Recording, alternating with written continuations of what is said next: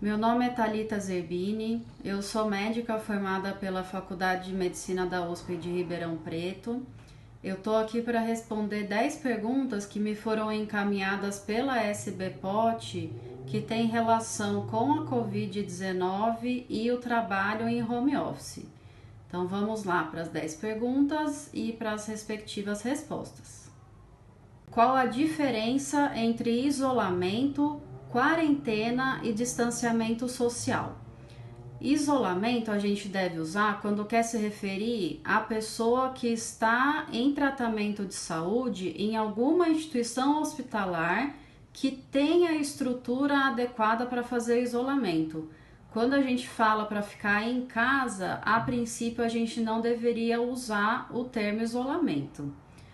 Quarentena é o período que a pessoa tem que ficar reclusa em algum lugar. Por analogia do Covid-19 a outros vírus que têm comportamento semelhante, que é o que parece por enquanto, o período seria de 14 dias. Mas como isso ainda está em estudo, pode ser que esse período mude ao longo do tempo. O distanciamento social são as ações que a pessoa tem que ter para manter a distância mínima de outras pessoas. Hoje em dia se considera que essa distância, o adequado seria um mínimo de 2 metros. Ou seja, o isolamento é ficar em hospital com estrutura adequada, quarentena é o período de reclusão e o distanciamento social são as ações que a pessoa tem para evitar a propagação da doença. Em condições de isolamento, há indicação de pequenas saídas para fazer exercícios breves. Quais procedimentos individuais devemos adotar na volta para casa? Atualmente, infelizmente, essa indicação de exercício breve fora de casa não é mais recomendada. Hoje em dia, o que se pede é que as pessoas façam atividade física dentro de casa. A gente tem que adaptar a rotina. Se for essencial sair de casa, quando a gente chegar, primeira coisa que a gente tem que fazer, tirar os sapatos, colocar do lado da porta e andar com outro calçado dentro de casa, um que só vai usar dentro de casa. Fora isso, a gente tem que guardar os objetos que a gente tem utilizado fora de casa dentro de uma caixa do lado da porta e o que a gente for usar dentro de casa, higienizar bem, usar ou álcool 70 ou algum produto desinfectante. Além disso, a gente tem que tirar a roupa que a gente usou fora de casa e colocar para lavar. Se possível, a gente tem que entrar no banho. Agora, se não conseguir entrar no banho direto, primeira coisa, lavar as mãos com água e sabonete, antes de fazer qualquer coisa dentro de casa. Entrou em casa, usa uma roupa que só vai usar dentro de casa. Essas são as recomendações principais para quem tem que sair na rua nesse momento. Quais cuidados devemos ter com os animais domésticos? Até agora, o que a gente sabe é que os animais eles não ficam doentes com a Covid-19, mas se a gente encostar nos animais, tossir ou espirrar perto deles e a gente estiver infectado, a gente pode passar esse vírus para a pelagem do animal e se alguém encostar na pelagem, esse vírus pode ser transmitido.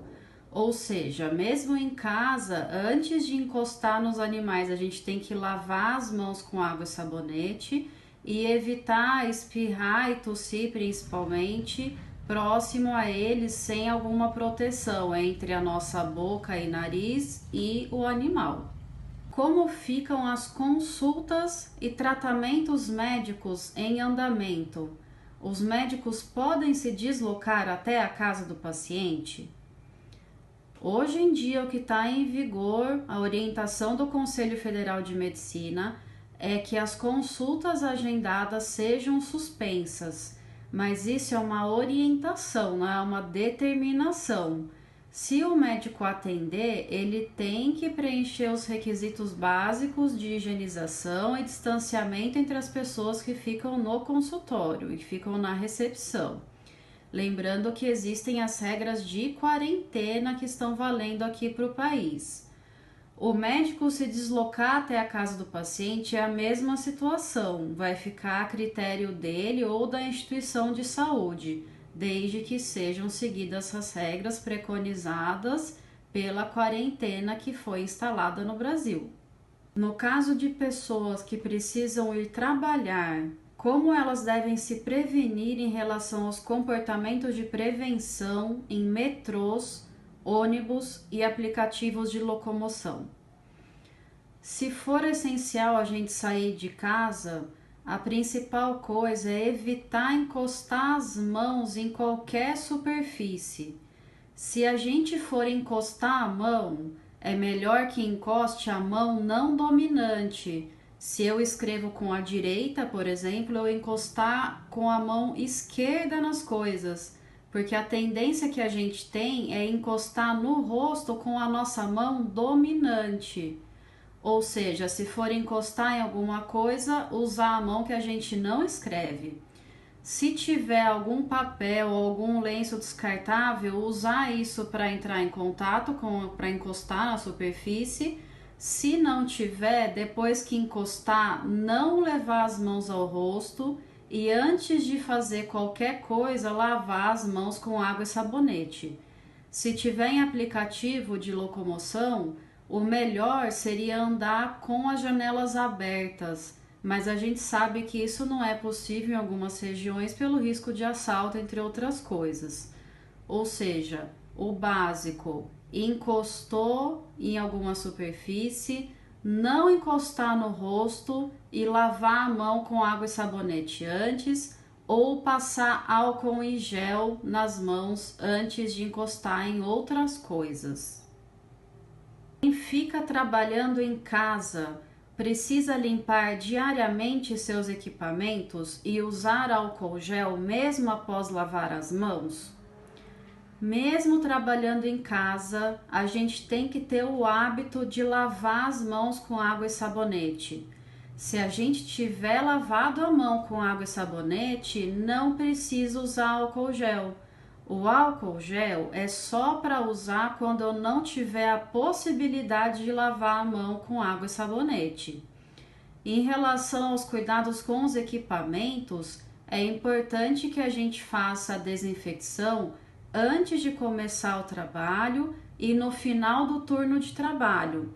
Assim a gente evita a propagação do vírus se alguém encostar nos equipamentos depois da gente.